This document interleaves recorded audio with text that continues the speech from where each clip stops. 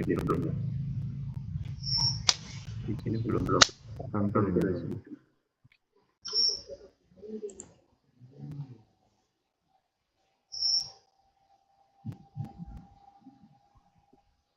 Moga yang di Zoom itu bisa melihat juga ya. Baik, saya ingin menggarisbawahi prinsip-prinsip dasar ini yang penting. Kalau ini sebenarnya prinsip umum, karena ini juga diambil dari hukum gereja ya. Kalau saya menggunakan ketentuan pastoral Keuskupan Preview Jawa pasal 139, itu juga dari ada kanon 113 dan seterusnya, banyak dasar-dasar. Kita berbicara soal keuangan, ini soal yang sangat sensitif dalam arti demikian. Karena jangan sampai kita itu melihat uang sebagai uang hal yang dunia. Karena kita membicarakan dalam konteks gereja, maka apa yang utama dalam pengelolaan keuangan?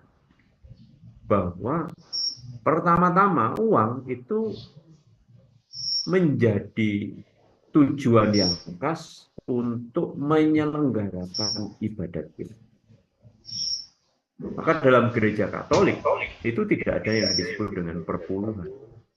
Tidak ada yang gaji untuk penatua.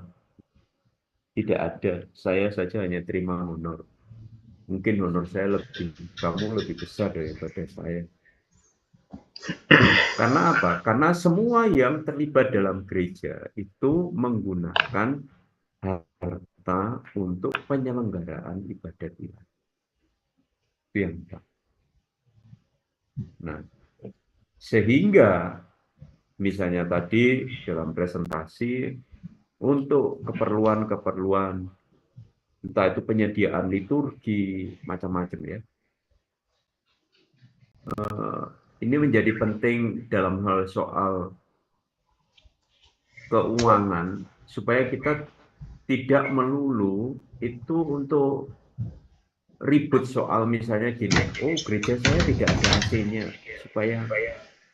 supaya nyaman, sekarang saya perlu AC seperti itu.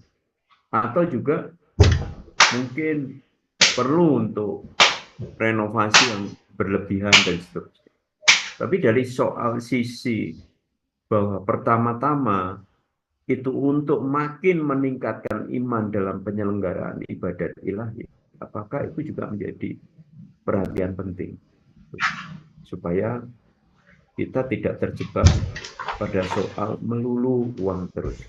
Kadang-kadang itu akan juga menjadi perhatian, artinya gereja ini kok duit terus sih, seringkali kan gitu ya. Ada kolektor begini, ada kolektor begitu, ada kolektor begini, dan seterusnya.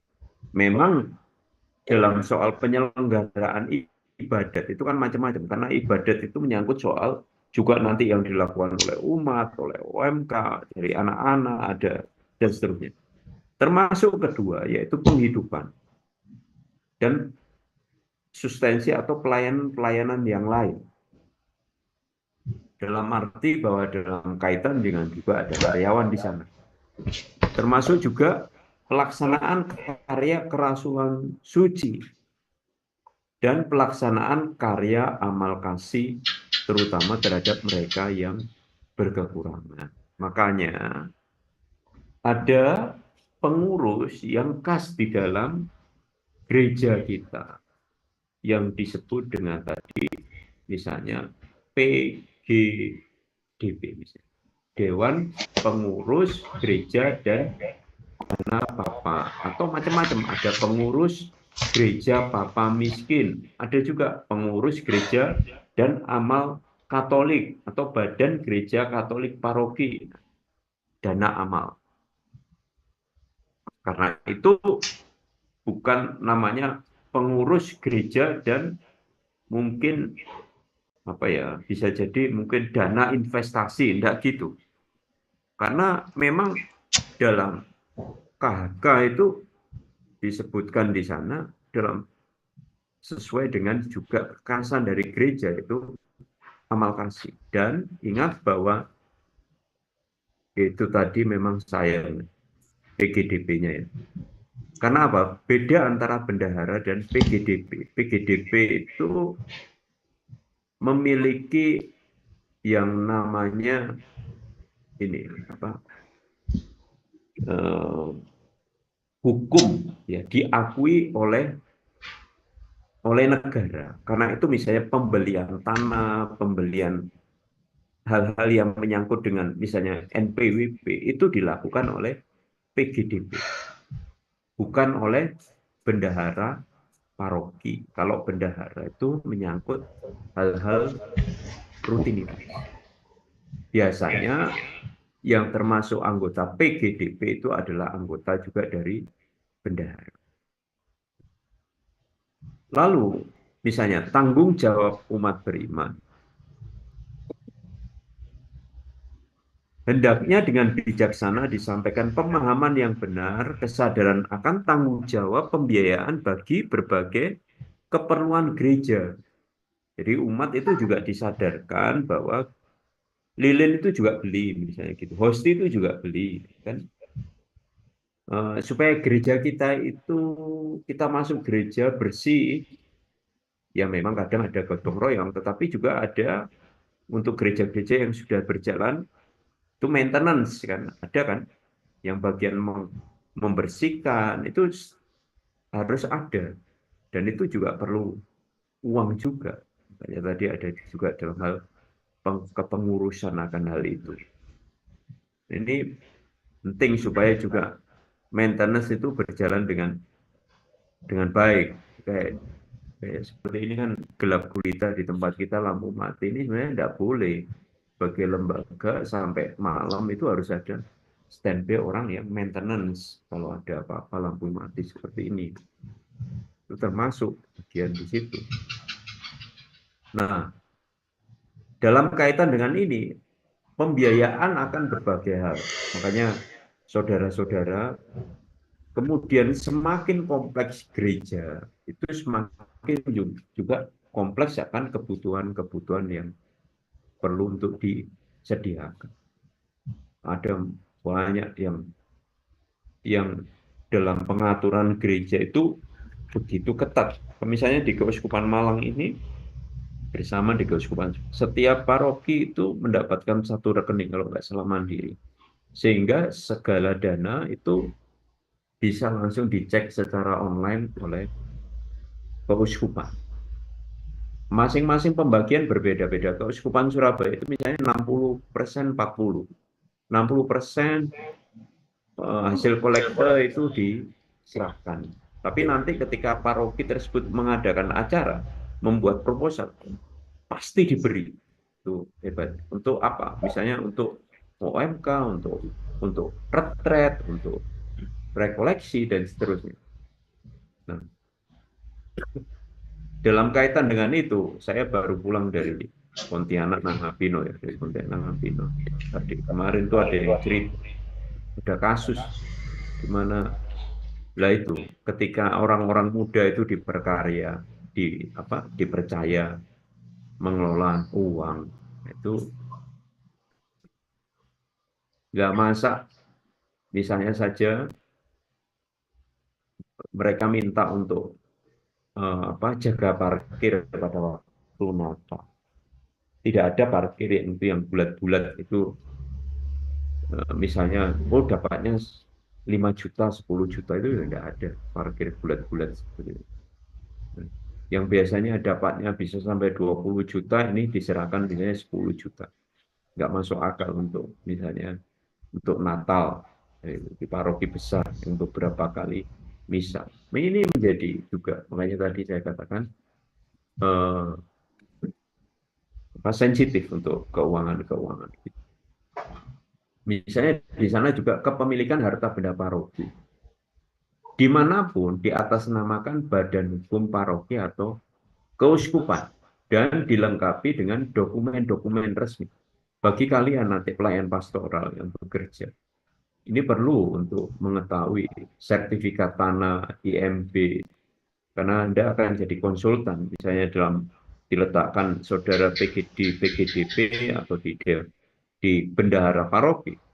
Itu ada kasus-kasus di beberapa paroki yang eh, tanahnya hilang. Mengapa? Karena tidak diatasnamakan sebagai paroki, sebagai makanya kalau dalam hal ini biasanya diatasnamakan keuskupan.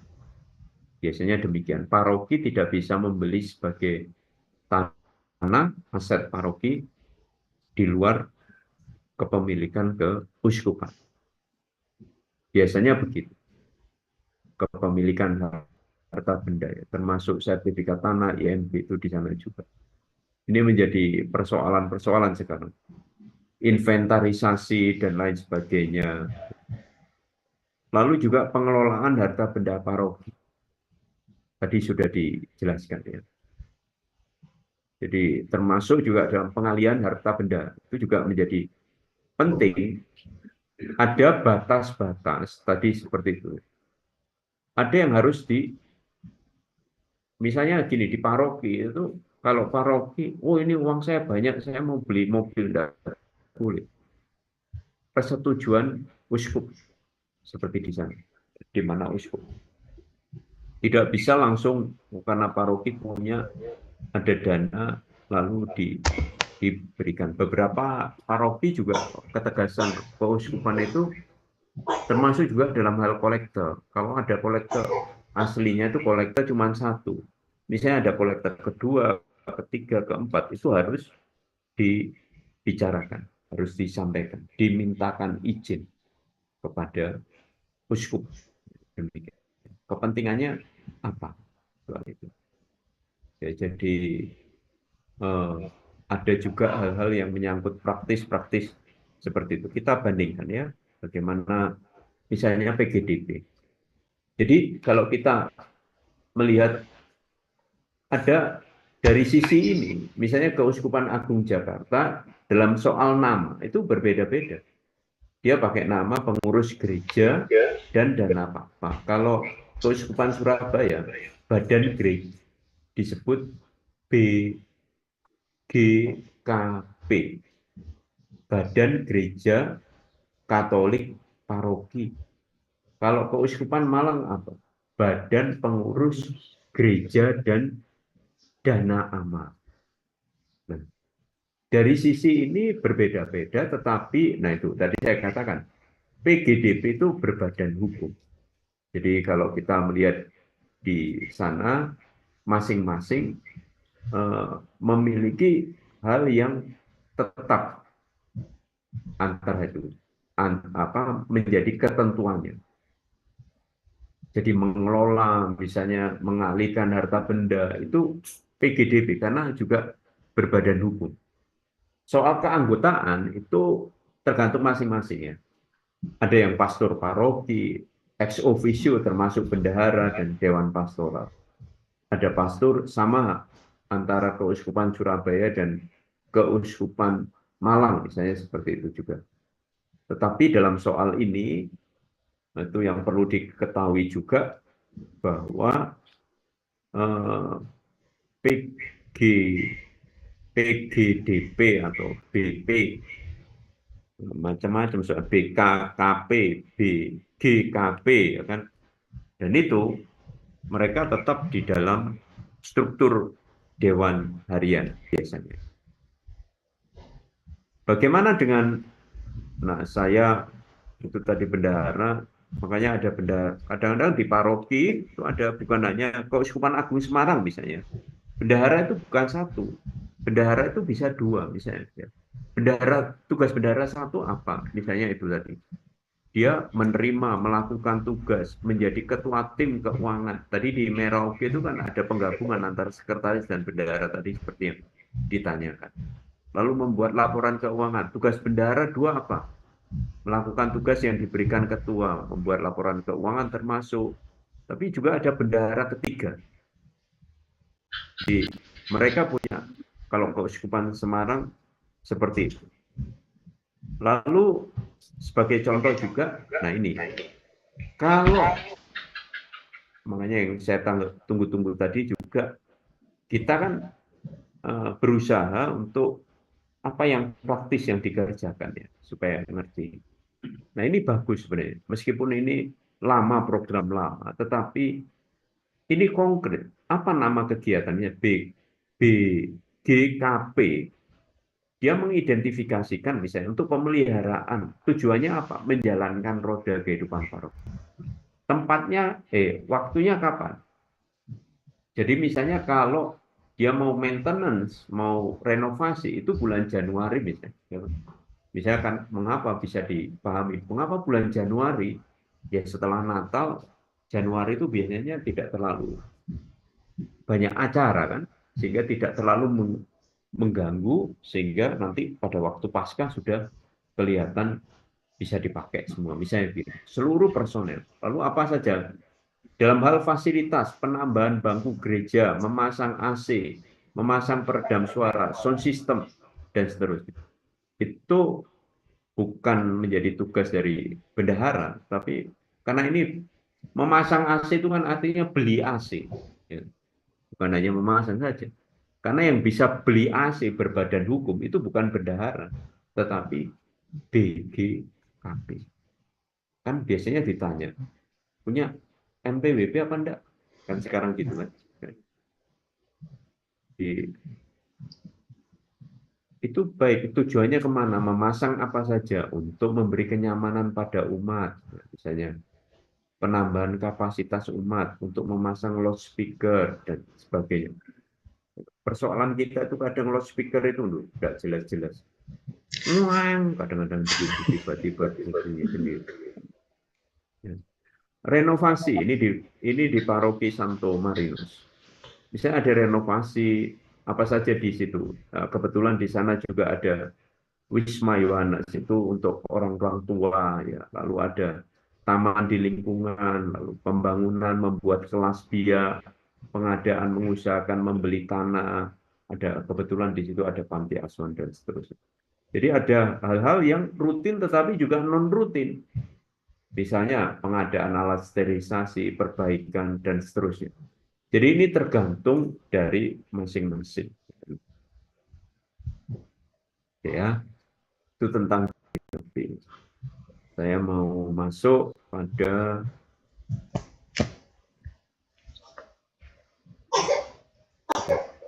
yang di Zoom. Di tempat kalian belum.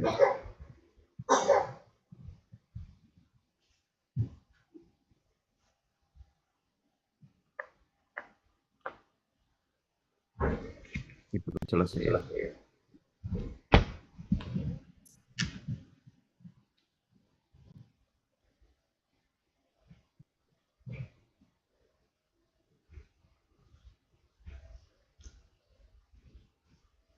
Baik. Sekarang menyangkut soal komunikasi. Dalam komunikasi tadi saya katakan kepada kalian,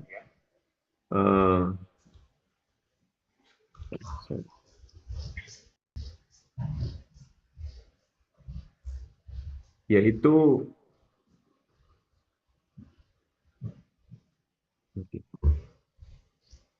kita, saya tadi mengatakan di sini, tidak tahu yang di Zoom dengar atau tidak, bahwa ketika kita berbicara tentang komunikasi sosial, kita bukan berbicara komunikasi digital saja. Tetapi dalam konteks, yaitu secara lebih mendalam, ini menyangkut soal bagaimanakah kita, tujuan komunikasi sosial itu apa, untuk apa? Tentu untuk berpastoral. Makanya komunikasi itu bukan sebatas soal berbagi rasa atau aspirasi, tapi memperbincangkan hal-hal yang berkaitan dengan penggembalaan, pelayanan, pertumbuhan iman umat secara pribadi atau kelompok. Berguna tidak? Misalnya kalau dalam Komsos tadi menyangkut soal, itu sudah disebarkan. Tapi bagaimana? Apakah itu berguna bagi orang-orang yang tidak bisa membaca atau juga mungkin keterbatasan dalam hal dunia digital? Karena ini menyangkut soal pengembangan. Jadi bagaimanakah kita mengembangkan? Lalu juga in persona Christi, dengan mengidentifikasi diri pada Kristus. Maka komunikasi pastoral itu mengandung isi atau pesan dan cara atau sikap penyampaian yang mencerminkan pribadi Kristus. Maka ketika ada media sosial termasuk di paroki, apakah itu juga menggambarkan kehadiran Kristus? Jangan dipakai sebagai media untuk gosip misalnya. Grup-grup dan komunikasi sosial termasuk dalam grup ya. Grup-grup ya, paroki dan lain sebagainya. Itu seringkali perlu, bahkan kadang-kadang tidak menjadi dunia komsos yang baik, tetapi mungkin juga dalam rangka hujat menghujat. Nah, itu yang maka komunikasi sosial itu selalu berciri in persona Christi. Jangan lupa, ini adalah komunikasi untuk pastoral, apalagi kalau tadi dilakukan untuk semua, bukan hanya oleh kalangan Katolik. Ya, baik, itu yang saya garis bawahi untuk pada pertemuan hari ini. Saya ingin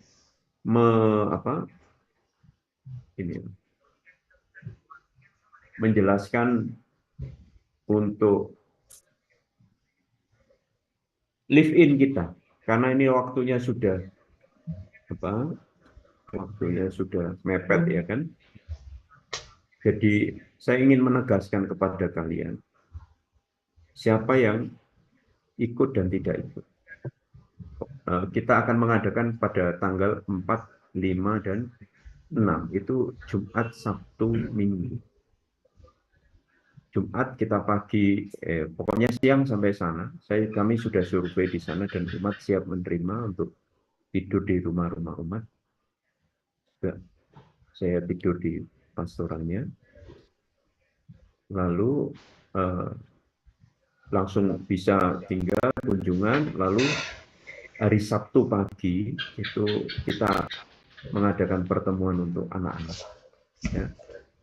Lalu sore, mungkin sore atau malam itu untuk OM. Jadi, maka untuk kelas ini